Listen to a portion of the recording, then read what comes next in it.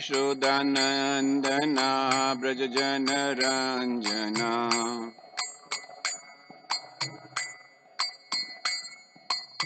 यशोदानन्दना व्रजजनरञ्जना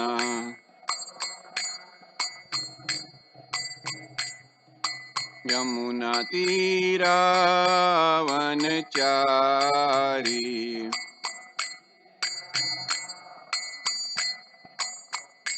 जय राधा माधवा कुंज बिहारी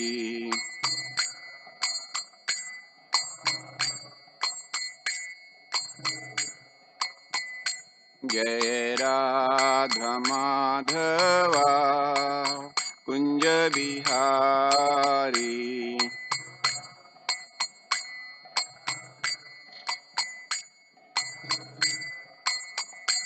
हरे कृष्णा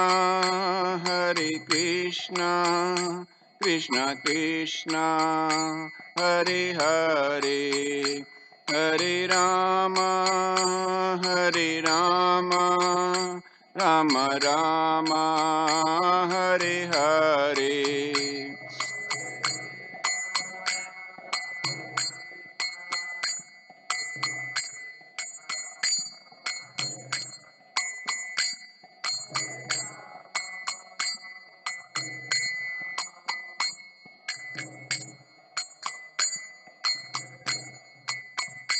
हरे कृष्णा कृष्णा कृष्णा हरे हरे हरे राम राम राम हरे हरे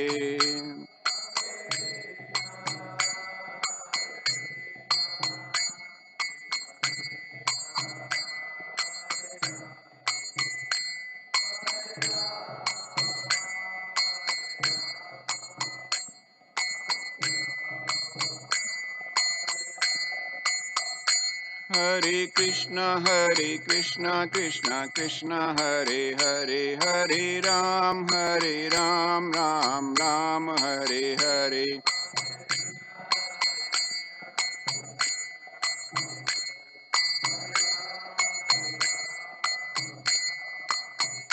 हरे कृष्णा कृष्णा कृष्णा हरे हरे हरे राम राम राम हरे हरे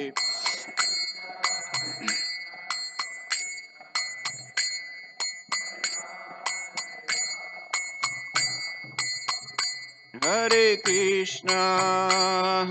कृष्णा कृष्णा कृष्णा हरे हरे हरे राम राम राम हरे हरे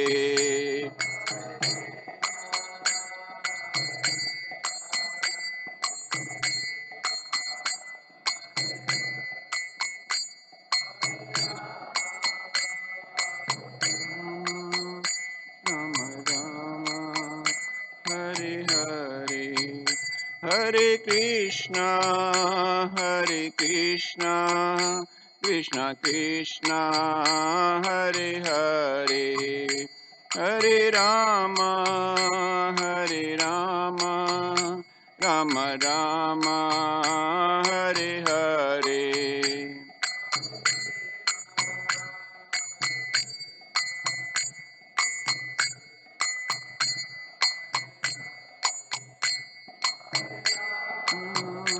हरे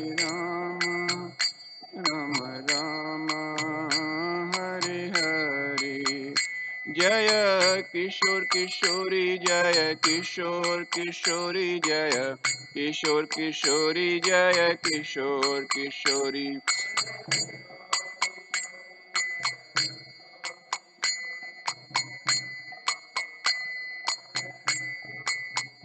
जय जगन्नाथ जगन्नाथ बलदेवा जय Subhadra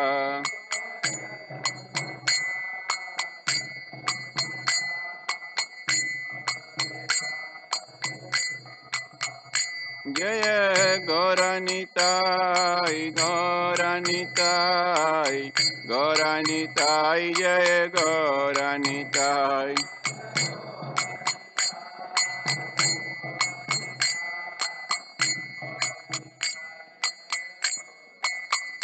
Jaya Prabhupada, Prabhupada, Prabhupada, Jaya Prabhupada.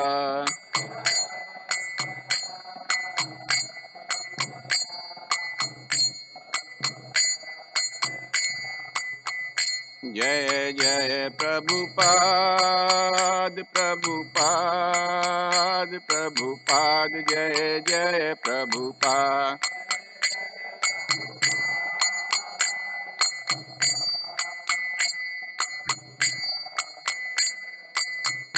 Jai Jai Prabhupada, Prabhupada, Prabhupada, Jai Jai Prabhupada.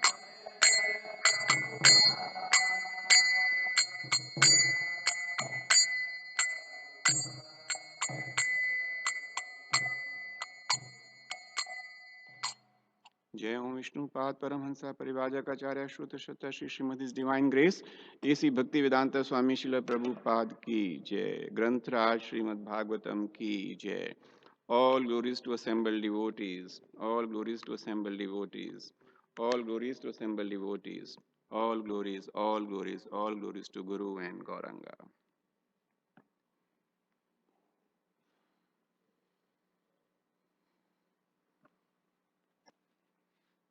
Narayanam namaskritya narachaivam narottamam devim saraswati vyasam ततो जयमुदीर्येत् नष्टप्रायेषु भद्रेषु नित्यं भागवत सेवया भगवतेरुत्तम श्लोके भक्तिर्भवति नैष्टिकी। ओम नमो भगवते वासुदेवाय।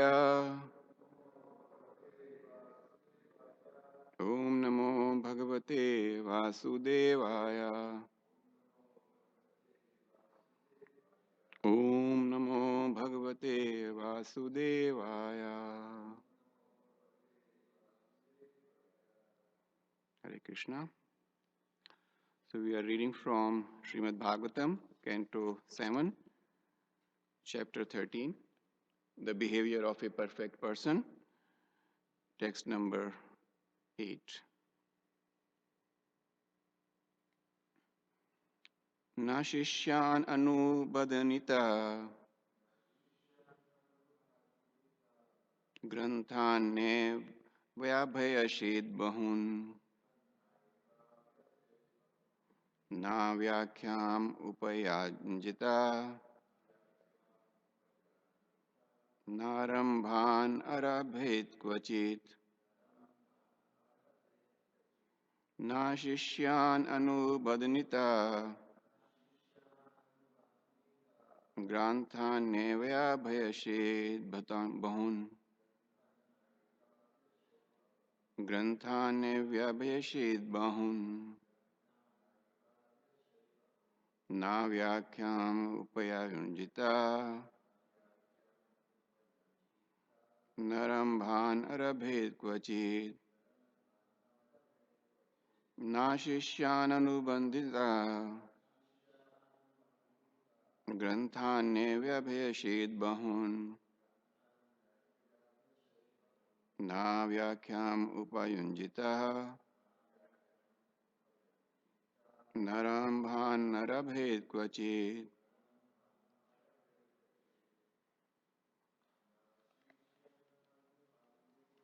ना शिष्यान अनुबंधिता ग्रंथान्य व्यवच्छेद बहुन ना व्याख्याम उपयुंजिता नरम्भान अरभेद क्वचित। Na shishyan anubadnita granthan vyabhishit bahun na vyakam upayunjita narambha narabhet kvachit na shishyan anubadnita granthan vyabhishit bahun na vyakam upayunjita narambha narabhet kvachit na shishyan anubadnita granthan vyabhishit bahun na vyakyam upayandita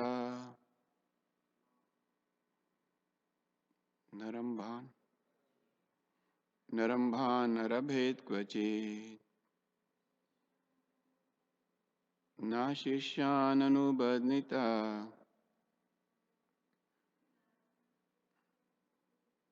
granthan vyabhishit bahun na vyakyam upayandita narambhan arabhet kvachit na not shishyan disciples anubadnita one should induce for material benefit. Granthan, unnecessary literatures. Na, not. Eva, certainly.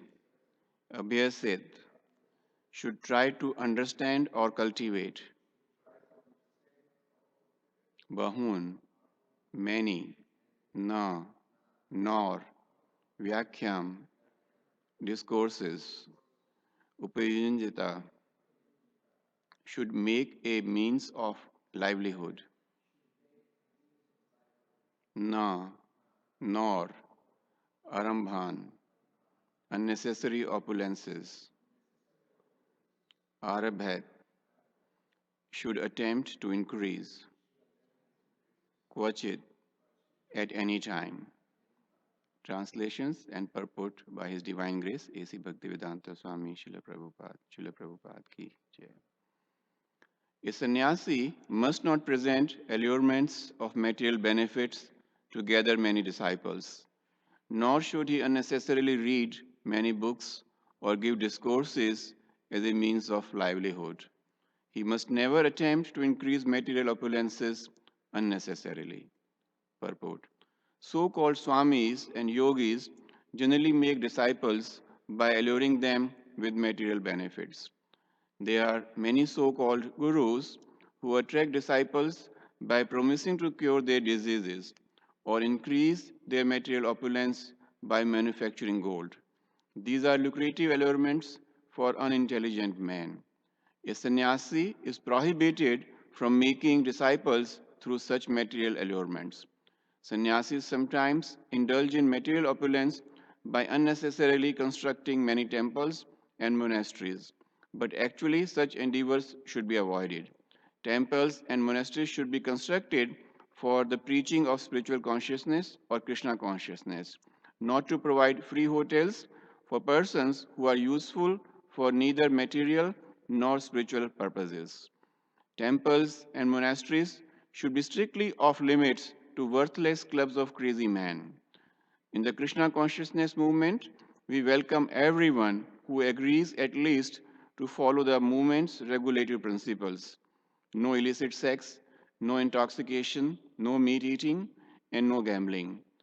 In the temples and monasteries, gatherings of unnecessary, rejected, lazy fellows should be strictly disallowed. The temples and monasteries should be used exclusively by devotees who are serious about spiritual advancement in Krishna consciousness. Srila Vishwanath Chakravarti Thakur explains the word Arambhan as meaning Mathadidi Vyaparan, which means attempts to construct temples and monasteries. The first business of the sannyasi is to preach Krishna consciousness. But if, by the grace of Krishna, facilities are available, then he may construct temples and monasteries to give shelter to the serious students of Krishna consciousness. Otherwise, such temples and monasteries are not needed. ओम ज्ञानतिमिरन्धस्य ज्ञानञ्जनाशलाकया चक्षुरुन्मिलितं येन तस्मै श्रीगुरवे नमः। श्रीचैतन्यमनोभीष्टं स्थापितं येन भूतले स्वयं रूपा कदा मह्यं ददाति स्वपदान्तिकं। वञ्चाकल्पतरुभ्यश्च कृपा सिन्धुभय एव च पतितानां पावनेभ्यो वैष्णवेभ्यो नमो नमः। श्रीकृष्ण चैतन्य प्रभु नित्यानंद श्री अद्वैत गदाधर श्रीवासादि गौरभक्तवृंद। हरे कृष्णा कृष्णा कृष्णा हरे हरे, हरे Ram Ram Ram Hare Hare. Hare Krishna. So in this verse, or rather in this chapter, Narad Muni is talking to Maharaj Yudhishthira and is explaining to him about the characteristics and qualities of a sannyasi. Before that, we discussed about the characteristics of people who are in brahmacharya ashram, grihasthas, and vanprasthas. So in this particular verse, Srila Prabhupada is talking about 4 important things which a sannyasi is not expected to do or engage in. So one is, the first is to present material allurements for getting disciples. Second is read many books or unnecessary books. Third one is giving discourses for living. And fourth one is increase unnecessary material opulence. So we find that in today's situation, there are so many gurus, and in some places it is a kind of fashion to have a guru. And then, people speak, oh, I have a guru, I have to see my guruji, and so on. But when we want to know what these gurus are instructing them, or what these gurus are teaching them, then comes a big question mark. Because number of times people are going to such gurus for their personal agenda. There's some material agenda, and the guru is also such that he is there only to fulfill or only to talk and discuss about the material advancements of the disciples. Their spirituality is not involved in the discussion at all.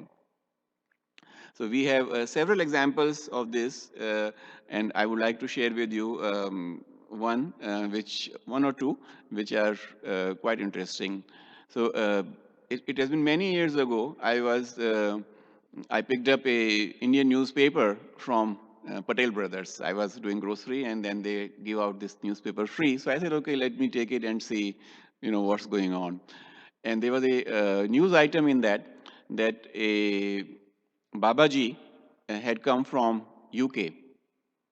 And before he came here, he had been advertising on the TV and also in the newspapers that he will be here, and people having any kind of problem can contact him. If you do not get along with your spouse, if your children are not listening to you, if your boss, you don't get well along with your boss. So all kind of such problems he was going to solve.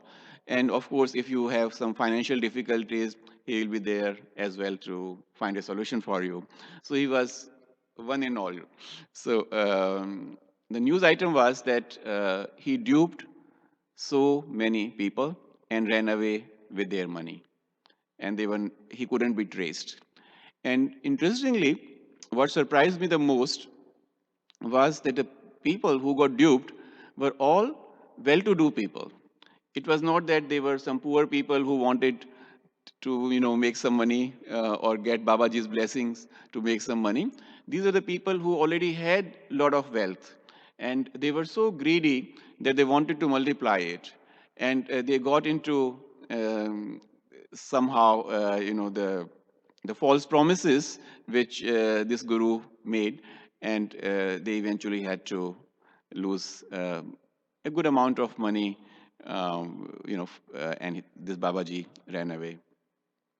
Then there is another example. This was an Indian Swamiji or Guru, and he had an ashram near Mumbai in Pune. And most of his disciples were people from film, Bollywood, film stars of India. And he was very popular because everybody, and he will be, even he himself will be dressing in saffron clothes, I think. But not only he, but all the disciples, whatever ashram they would be in, they will be also dressing in saffrons and following him, and they were always very happy. And as it turned out, people got to know that in his ashram in Pune, what he was practicing was sex therapy. And that is the reason why he was so popular. So eventually, I heard that he died of some STD, sexually transmitted disease. So these are the kind of gurus which exist today. So Srila Prabhupada says that they are cheaters, and then they are people who are ready to be cheated. So we have to be extremely careful in today's situation that we take instructions from a bona fide spiritual master or a bona fide sannyasi, because he alone can give the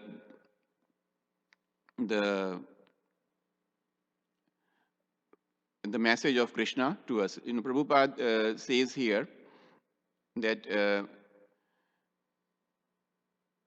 the main task of the first business of the sannyasi is to preach Krishna consciousness. So that is what a sannyasi is supposed to do. When I was preparing for this discussion, I read something which really impressed me, and I would like to share that with you. That a sannyasi's presence should, in the presence of a sannyasi, we should feel Krishna's presence. If sannyasi has to be so, powerful, that in his presence we can actually feel presence of Krishna. So this was really very, very interesting thing which I found. Then, but in modern world, what does a Swami, Goswami, or a yogi means for us, or people in general?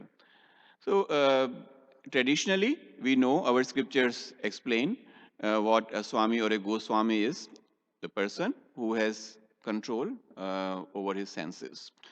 And a yogi is a person with mystic powers, and he tries to attain nirvana by virtue of his mystic powers. But in modern scenario, these Swamis and Goswamis are there only to help their disciples gain material opulence. There is a tendency in India. A lot of people want to come to Western world for better opportunities. Some people want to come here for studies. Some people want to come here for jobs. And generally, the feeling is that once you are in these countries, then you have abundance of money and opulences, and you don't have to really work so hard.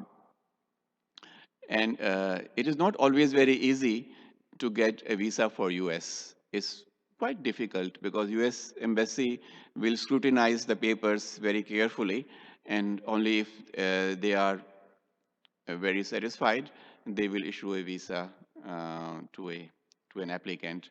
So there is a visa Babaji. So he sits under a tree, and there's a placard put on the tree called Visa Babaji. So, and he has a big queue of disciples, big queue of people, there to take his blessings. So people will go to him and shell out their money, and Babaji gives them blessings that, okay, you go and apply on such and such day, and you will get a visa. So we have a visa Babaji. Same way we have a passport Babaji, because even to get a passport in India is a big process. And now I think it has been simplified. but earlier it was quite complicated. So there was a passport Babaji, because before you apply for a visa, you have to have a passport. So it was like, working very nicely in tandem. First you go to passport Babaji, you pay your fee there, get a passport, then you go to visa Babaji and get a visa.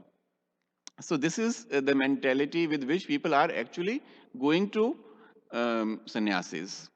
So there's a story when Prabhupada was once traveling in a train with some of his disciples who were brahmacharis with saffron clothes, shaven head, and so on. And when the train was, still at the station, some young person came to him and says, Swamiji, I need your blessings. So Prabhupada said, what blessings can I give you? Oh, Swamiji, I have pain in my knee, so I need your blessings to cure that pain. So Prabhupada said that if you want my blessings, then you will become one like them. So he pointed out at the disciples who are traveling with him. And he says that he immediately ran away because he never wanted to be a brahmachari or such. He wanted a treatment from Srila Prabhupada at no cost. So Prabhupada said that he wanted to save doctor's fee. That's why he comes to a sannyasi. So this is what people are thinking, and people feel that by going to a sannyasi or a yogi or a swami, this is what we are going to get. So we can talk about these points one by one. The present material allurements. So as we discussed, this is everybody or most of us are running after money or material benefits. So if somebody is promising us that they will help us with in gaining all these material benefits, people will obviously go to them, because even in a temple such as ours or other temples, a number of visitors are here to pay their respects and obeisances to Shri Kishore Kishori. But when they are here in this temple, they have a list of wishes.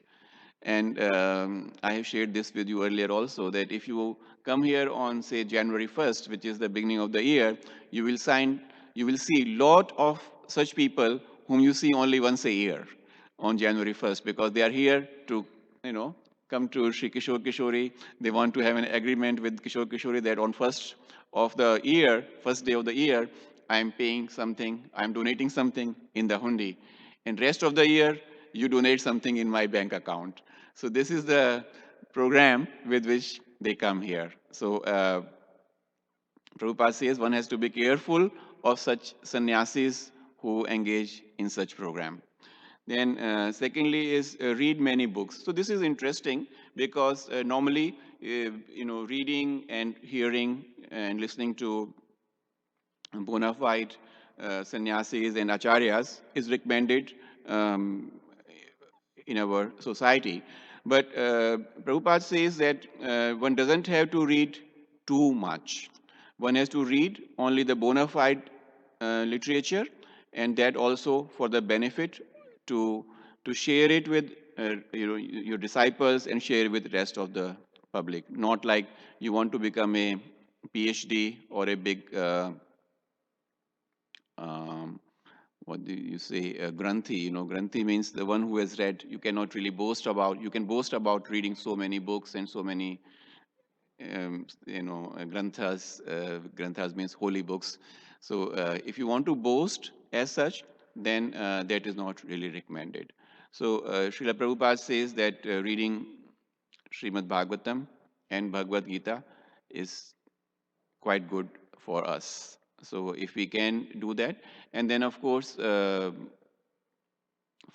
our level, we are also advised to read Srila Prabhupada books, and I feel that is important for us because on our own, it is not easy for us to understand the messages which are available in Srimad Bhagavatam and Bhagavad Gita. Prabhupada presents them in a very easy to understand and practical way, so that people who do not have previous experience also can benefit by reading his books. So Prabhupada spent a lot of time writing those books for general benefit of the humanity. But a sannyasi has to be careful while he engages himself in reading different type of scriptures. Then the third one is giving discourses for living. So in India, even in Vrindavan, when you go, you will see big hoardings over there with a nice picture of a person who is very opulently dressed with tilak and garlands, and the hoarding says Bhagavad Saptaha or Bhagavad Week. So for a week, come to hear so and so Goswami, and so Prabhupada says that Bhagavatam should be heard every day, not only for a week. Nityam Bhagavad Sevya. Nityam means daily. So we have to read Bhagavatam every day, we have to hear Bhagavatam every day, and not necessarily for a week. But what is the motivation for these people to do or conduct these Bhagavad Saptah, Bhagavad weeks? Because they will speak very opulent, very eloquently, and there'll be a lot of people coming there. They will be, I was hearing that they offer different kind of inducements for public to come and attend these programs. And when they are there, they would, of course, be kind of encouraged to give big donations to the speaker. So Prabhupada says that though a sannyasi has to preach Krishna consciousness, he has to give out the message of Krishna, but not for his living. He shouldn't make it a business, in other words. So which we find happens very commonly, that such preachers, they are there, and they are speaking some message, but in return they expect donations from all the people who are participating in the program. Then the fourth one, the point was increase unnecessary material opulence. So Prabhupada is talking here about even building temples and monasteries. So a number of times, sannyasis and even business people, they engage in constructing temples. So Prabhupada cautions us against that we have to be careful. Or sannyasis should be careful with this, because number of times people are engaging themselves in such activities for their personal fame and name. They want that, oh, such and such person has built so many temples, or such and such person is built a hospital, or such and such person built monasteries. So the aim is not there that people will come and hear about Krishna, make advancement in their spiritual life. But the purpose is that, okay, my name will be known all around, my name will be known in the whole city. So that is the motivation for building such temples. So Prabhupada is not in favor of that. As a matter of fact, even Krishna himself, through Narad Muni, when he's saying that they should never attempt to increase material opulences. Even Krishna doesn't endorse something which is being done in this fashion. Prabhupada says, Prabhupada himself built so many temples. He instructed, so many disciples of his to go to such and such city and open a temple. So when we are talking here that a sannyasi should not construct temples and monasteries, then why did Prabhupada himself instructed his disciples to open temples as such? So the reason is very clear, which Prabhupada explains himself in the purport, that temples and monasteries should be constructed for the preaching of spiritual consciousness or Krishna consciousness, not to provide free hotels for persons who are useful for neither material nor spiritual purposes. So if a temple is there, the purpose of the temple is that people will come there, they will be hearing about Krishna, they will get to see Krishna, they will get to communicate with Krishna, and that with that they will be benefited. This is for the casual visitors. But then there will be people such as you who are here, who are staying in the temple, and you get to engage yourself in different kind of services in serving the deities. So, which is very, very important for making advancement in Krishna consciousness. The other important thing which is relevant for people who are staying in the temple is association. So when I think about why one should, what is the best um, benefit one gets by staying in the temple, and I come to the conclusion that it is association. All other activities which we are instructed to engage in, we can um, do that even without staying in the temple. So we can talk about services. So we can come from home and do the services here in the temple. We are supposed to do some deity worship. So people are coming from home. Pujaris are coming from home at the prescribed time. They are engaging in their duties. Cooking, you can come at a particular time and cook here in the kitchen. You know, listening to Srimad Bhagavatam, you can come in the morning for the class. If you cannot come, you can hear the recorded lecture later on, and so on. So, so most of the activities which are prescribed, we can still do without staying in the temple. But association is very, very important. And association is something which you cannot get if you are not staying here in the temple. If we are staying outside, then generally we will be associating with people who are not necessarily uh, Krishna conscious or spiritually inclined. So, and if we are not associating with other devotees, we have to be extremely careful, because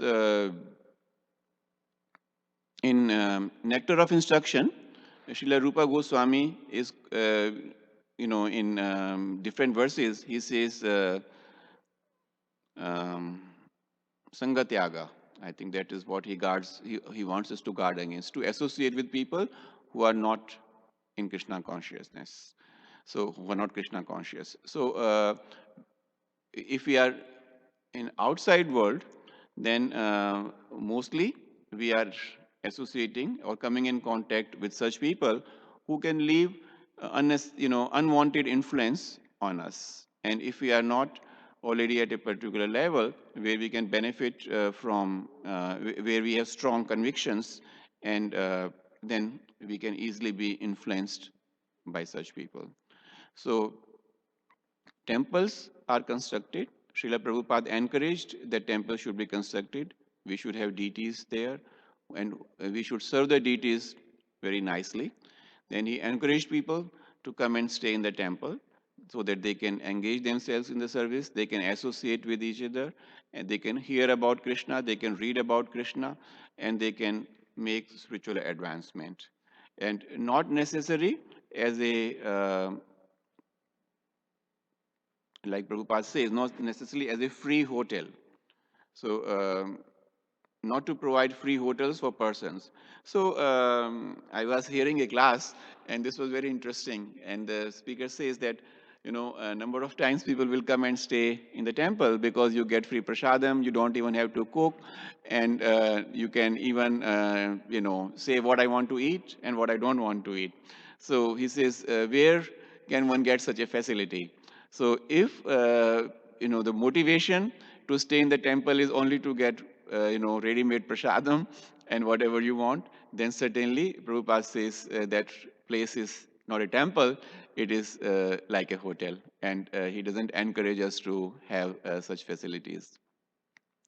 a number of times when we hear Srila Prabhupada's disciples, I remember hearing from Chandramauli Maharaj. He would explain how the life was in his early days in the temple or in the ashram.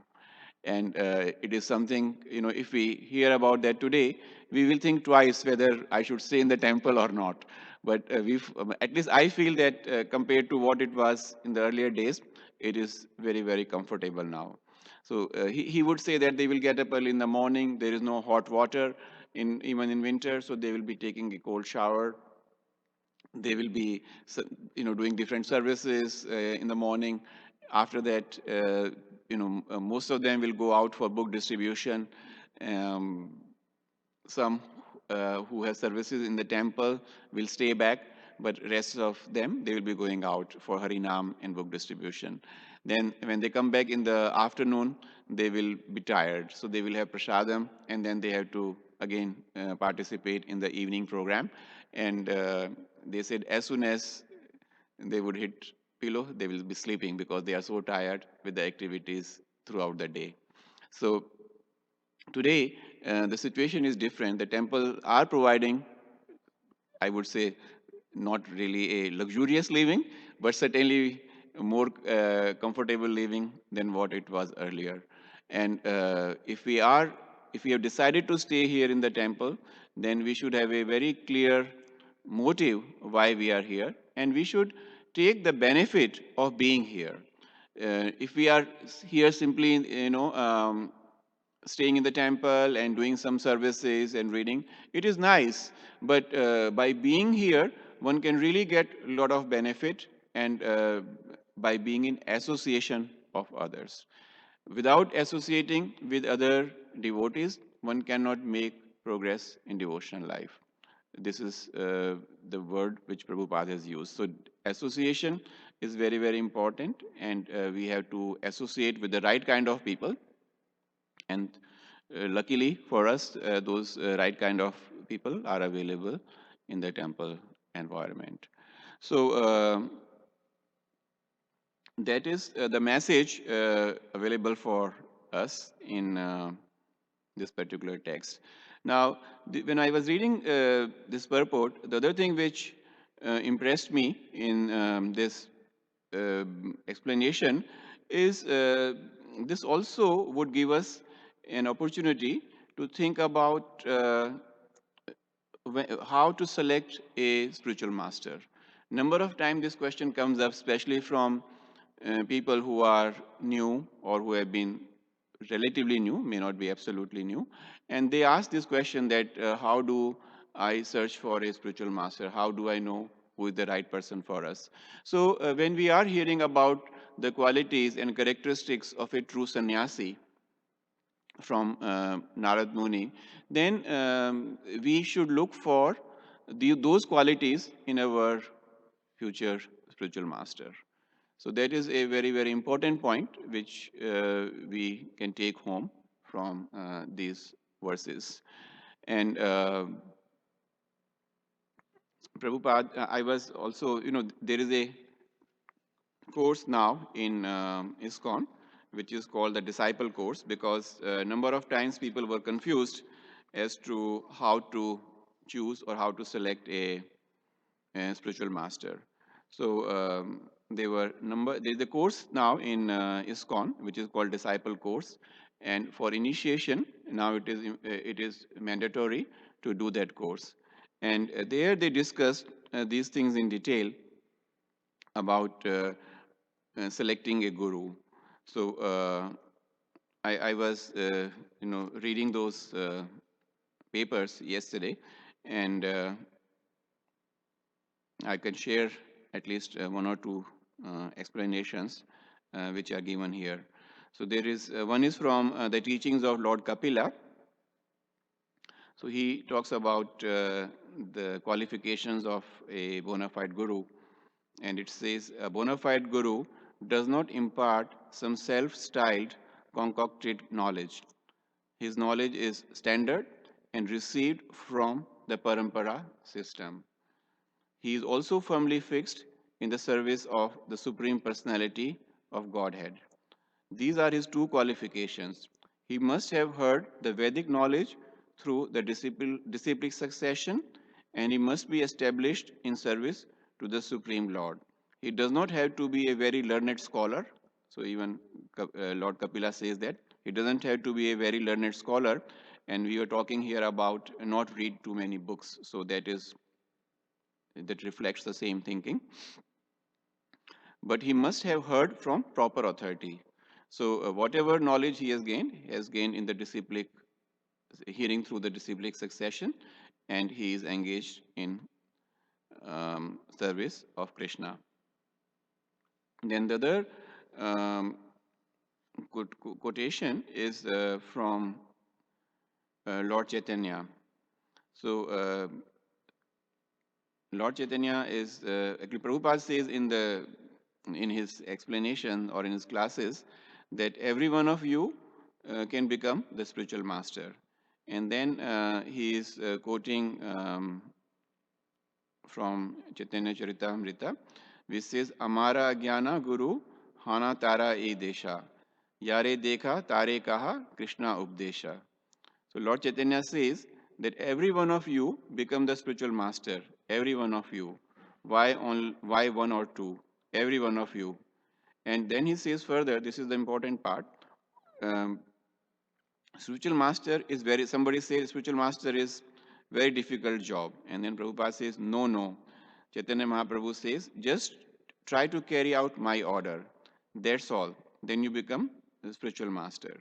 So if we spread the message which has been heard through the disciplic succession and we pass it on to others, we act as the representative of Krishna. We act as the representative of our spiritual master.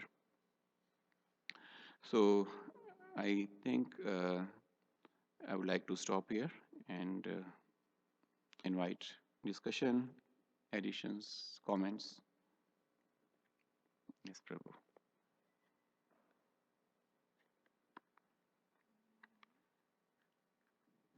I was just sort of appreciating very much Prabhupada. Actually, even his heaviness in characterizing the lazy fellow, like that, a club for crazy people. The temple should not be a place like that, but it should be for serious students. And it brings to thought, the importance that we have to discriminate who, is a suitable person to be here in the temple. And specifically that point of being a lazy fellow and have more or less, you pointed out some of the things, just looking for a very easy solution of your living situations like that. So is sometimes, there's a fine line in discriminating, and especially if you're in some position of leadership, of people who comes, to look for the shelter of Kishore Kishori for whatever, purpose. And,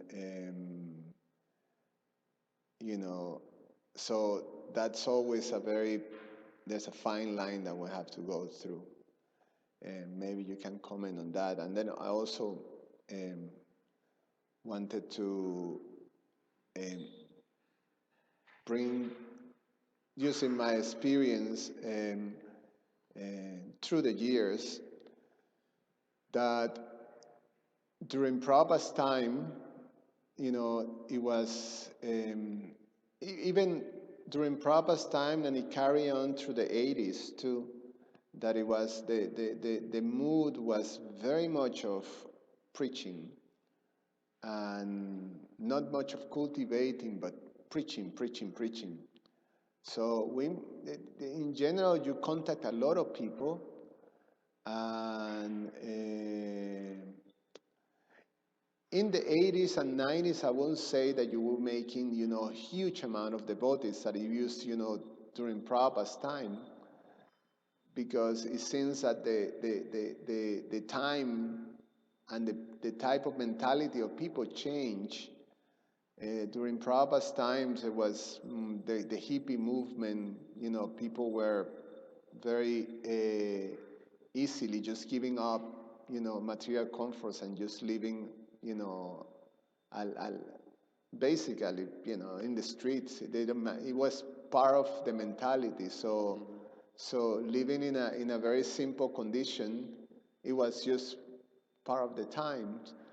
During the 80s, the hippies became, the underground, we were making a lot of, the devotees that were come to the temple were mostly from, at least in New York, from the hardcore scene that were, they were living, many of them, there were a whole movement of squatters, they were called.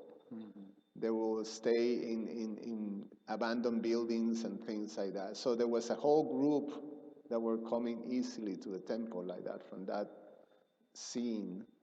Of course, there was others, but that was like that. But times are changing, and we're moving from keeping a balance on preaching, but also on cultivating, those who we make devotees, caring for them. So that is what we're looking at these times. I mean, I saw that change at least I understood from my limited perspective. 90s and the 2000s, things are moving towards congregation and helping those who we make devotees to actually cultivating them and caring for them.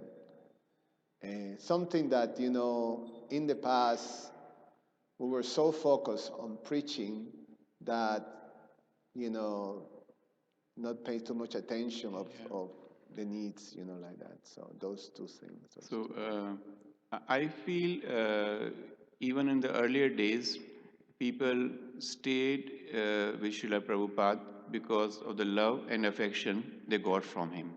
Prabhupada was and is a very, very compassionate personality.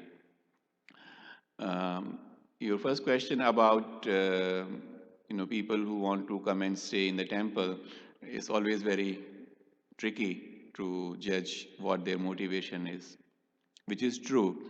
But that's where the role of the people who are staying here already becomes very, very important, because a new person who comes here for whatever reasons will get impressions of the people who are already staying here. So if I come here for the very first day and I find that Manoj Prabhu, Gokulananda Prabhu, etc., Igor Prabhu, Mish, they're all, so disciplined. They, live a very, very regulated life as prescribed by Srila Prabhupada, and so on. Then I will see that if I want to stay here in this particular place, then I have to be like them. I have to learn from them, and I have to be like them. If not, then probably I will not be able to stay here for very long. And when a new person comes, also it is important that sometimes people say that they are just trying it out. They just want to see how the life is in the ashram, and then if it impresses them, they will continue, and if not, they will go back. So, like I said earlier, so the people, the devotees who are already here in the ashram, they have a very, very important role in this regard. They have to be role model, for example, for such new people who are coming here. And we have to help everybody, anybody who, whether they want to come and stay here in the temple or they are visiting us casually, we have to help them out, because what message our society, ISKCON, has to give out to them is very, what message we convey to them is important. So anybody, any devotee is a very caring person. And we see all that in our previous acharyas. They were so compassionate and caring. Our Srila Prabhupada, our founder acharya, was so caring. Our spiritual masters, they are so caring. So if we are caring and we, try to communicate with new visitors or residents in the temple ashram in a caring and loving way, at least they will be able to appreciate what we are doing. And then, of course, they can make the decision themselves whether they would like to continue to be here or not. The choice is, of course, of the person, but we from our side have to, in a nice way, have to make them understand what it would be if they have to stay here.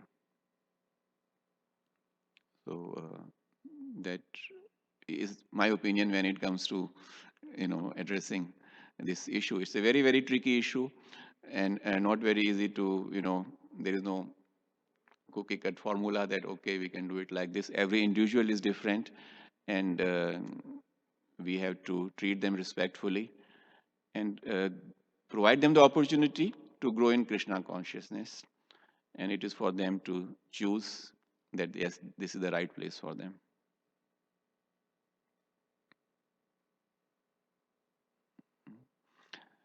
And you're talking about the focus on preaching in the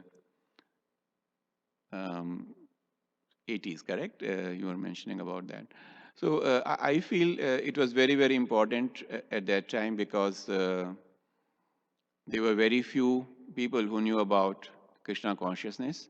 And Prabhupada gave this task to all his soldiers to go out and let people know about Krishna, give out the message of Lord Chaitanya, give out Harinam, give out the Mahamantra to them that they can chant, and it is so easy to be happy. I was listening to Srila Prabhupada the other day, and he says that, and as a matter of fact, it is still a problem in this country. For example, drug abuse. And Prabhupada said that when he came here, it was a problem even at that time.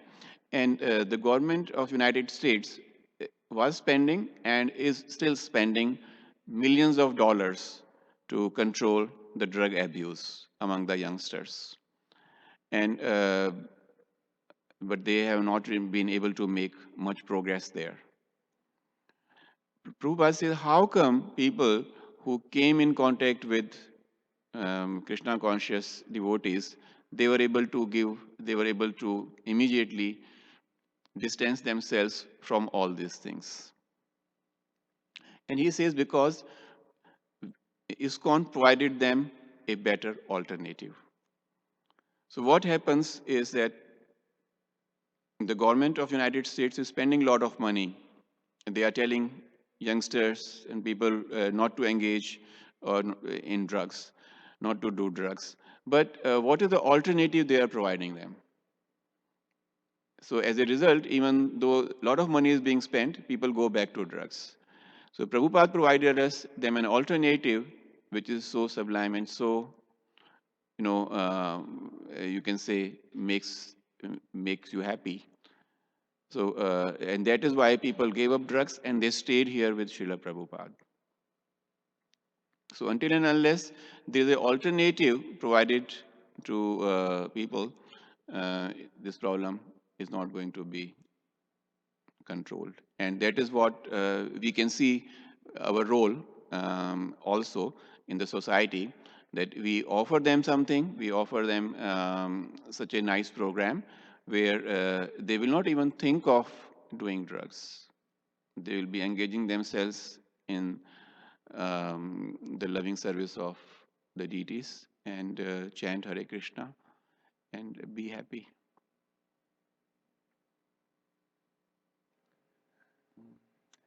I was just thinking also, thank you so much.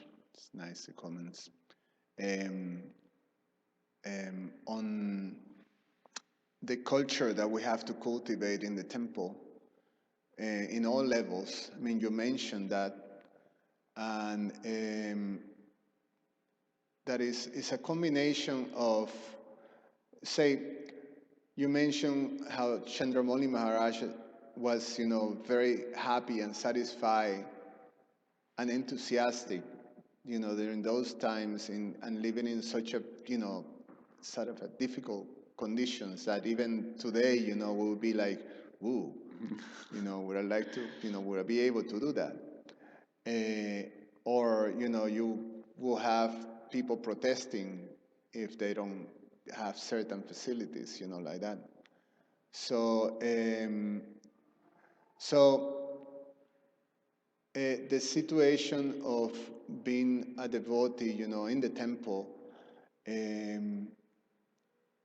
have this culture that we have to cultivate of two things. I would say it is the desire and the action of serving the devotees. So we want to make sure that all the devotees have been taken care and served very nicely, and all the needs in a simple way, provide. And that's each devotee should have that sort of mood of service.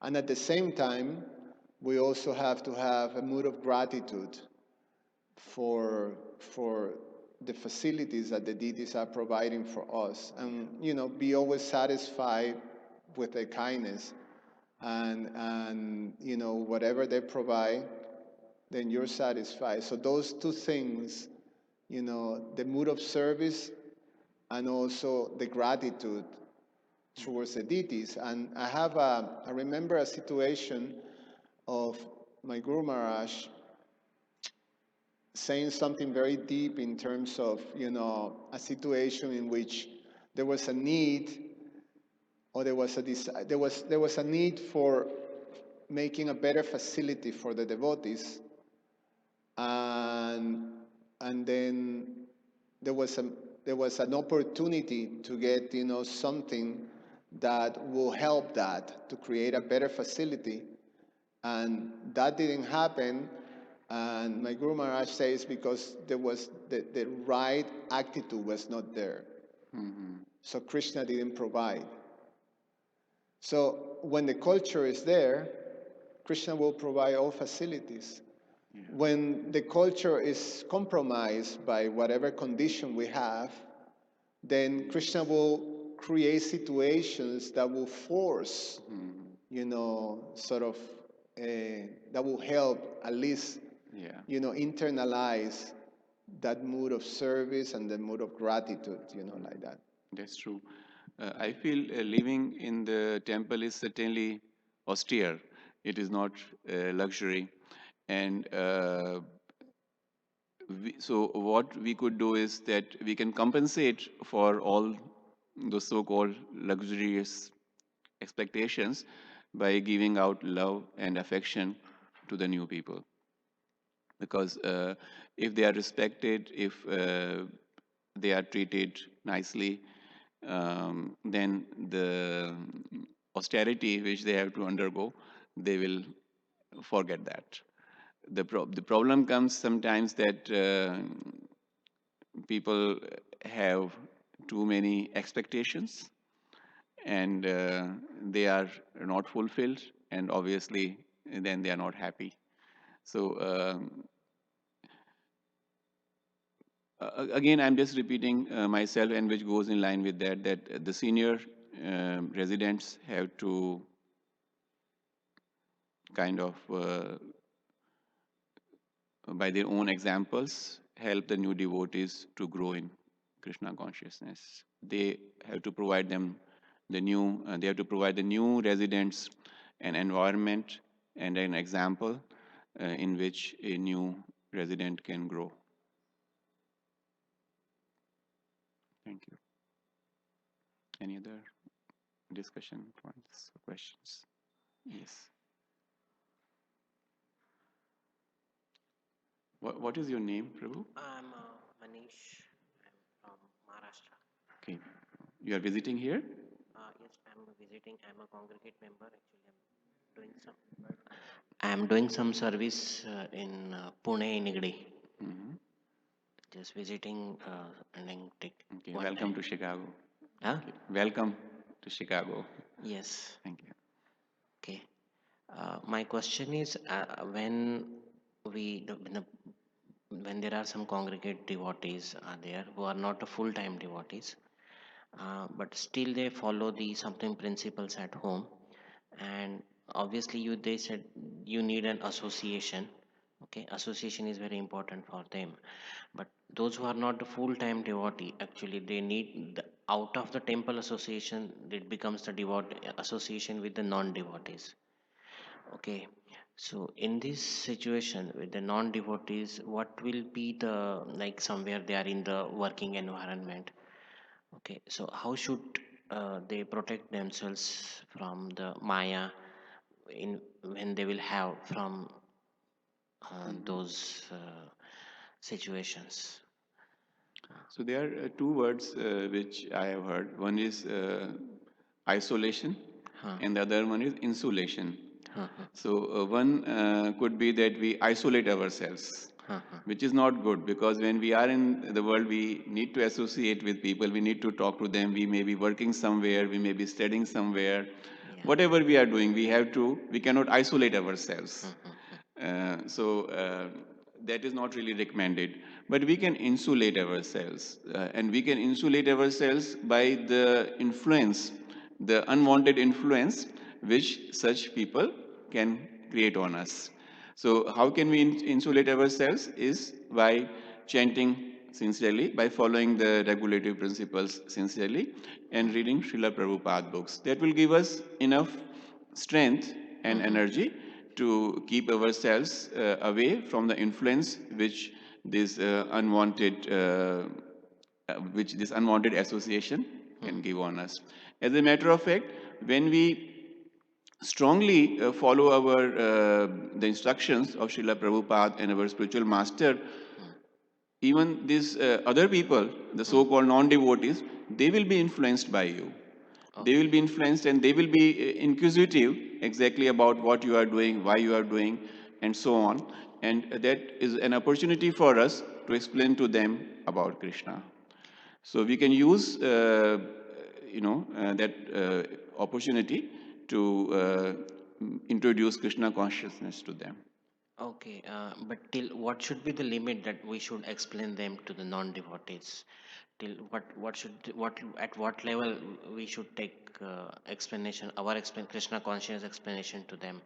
Because sometimes we find that when we try to explain them, um, they are not. We are our limit is not, capacity is not in a position to explain them. Certain So level where, it depends on number of factors, but one very important factor is relationship.